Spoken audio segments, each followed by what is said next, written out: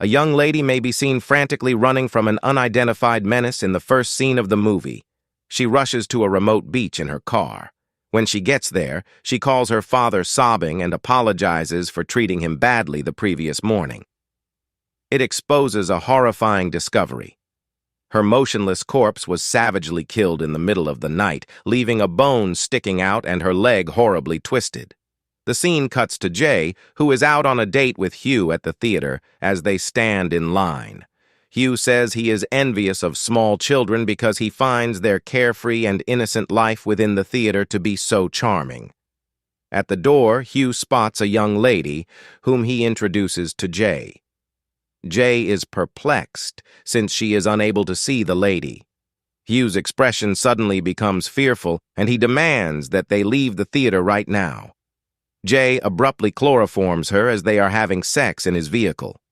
When Jay wakes up, Hugh is next to her and she is strapped to a wheelchair.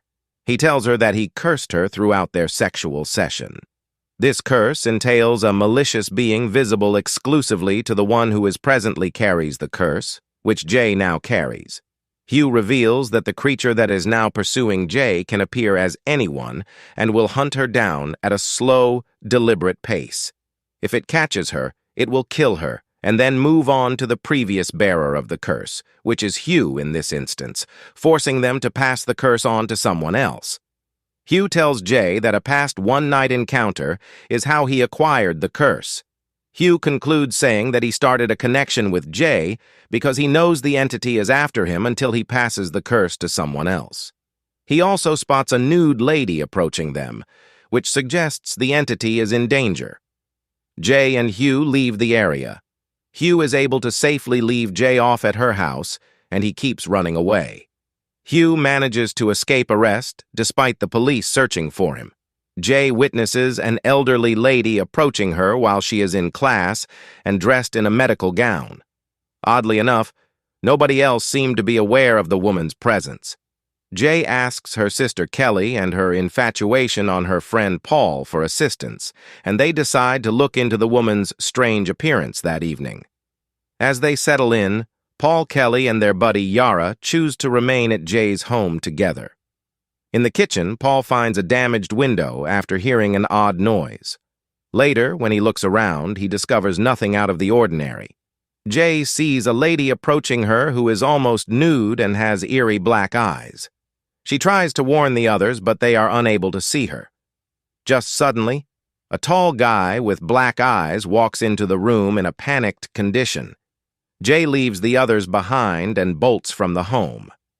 Jay runs away and meets up with her buddies in a playground nearby. With Greg's assistance, a neighbor called Greg agrees to aid them by providing a ride. By discovering Hugh's true address, Jay and her pals are able to locate him. Hugh maintains his initial line of reasoning when they approach him, saying that Jay has to have a sexual relationship in order to pass the curse to someone else. As they sit by the lake on their way back to Greg's home, Jay realizes she has to learn how to use a rifle for their next move. Jay is attacked by the creature that manifests as Yara. Jay tries to get away, but the entity changes into a tall, elderly man. Paul shoots the entity in a last-ditch effort to save herself, but it doesn't seem to be scared or defeated. Jay attempts to leave in her vehicle, but she ends up colliding into a cornfield. Jay finds herself in the hospital receiving treatment for her broken arm when she awakens. She resolves to transfer the curse to another person before she is released from jail.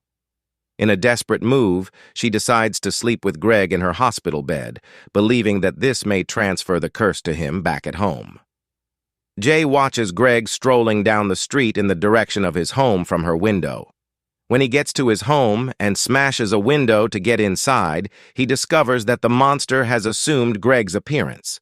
Jay runs to Greg's home, opens the door, and looks inside. She sees the thing assuming the appearance of Greg's mother. Greg is killed as Jay attempts to warn him. The thing attacks him and kills him. The curse returns to Jay, making him fearful. Jay runs into the woods nearby. The next morning, Jay finds herself near to a beach. After seeing three young guys on a boat, she makes the decision to strip off and wait in the water in the hopes of sleeping with one of them to transfer the curse and give herself more time to return home. Paul tells Jay how he feels and asks that they spend time together. But Jay rejects his advances, fearing that he might be in danger if she had a sexual relationship with him. As Jay is deliberating over her choice, she becomes aware of the risk when she notices the figure on the roof, posing as a nude guy and observing her from above. Paul comes up with a strategy to confront and eliminate the creature in order to save Jay. In order to entice the thing into the water and electrocute it, the crew chooses to go to an abandoned swimming pool. Jay steps into the pool and offers himself as the bait, thinking it would work. Once Jay is in the water, she observes the thing approaching her, now taking on the image of her father. Knowing their strategy, the thing begins tossing electrical devices into the pool with the intention of electrocuting Jay, who is blind. In the confusion of the moment, Paul Kelly and Yara, the beings themselves, aimlessly fire their guns into the ocean in an attempt to strike the entity. After inadvertently hurting Yara, Paul shoots the creature once in the head, which seems to have killed it. After sharing a private time, Paul and Jay engage in sexual activity. Paul travels to a rundown part of Detroit where a number of sex workers are visible on the streets. It becomes evident that Paul intended to sleep with one of the prostitutes in order to rapidly pass the curse on to someone else. Later on, Jay and Paul can be seen strolling down the street holding hands and giving the impression that they are a couple. On the screen, however, someone can be seen following them in the distance. Fades to black, indicating the movie's conclusion.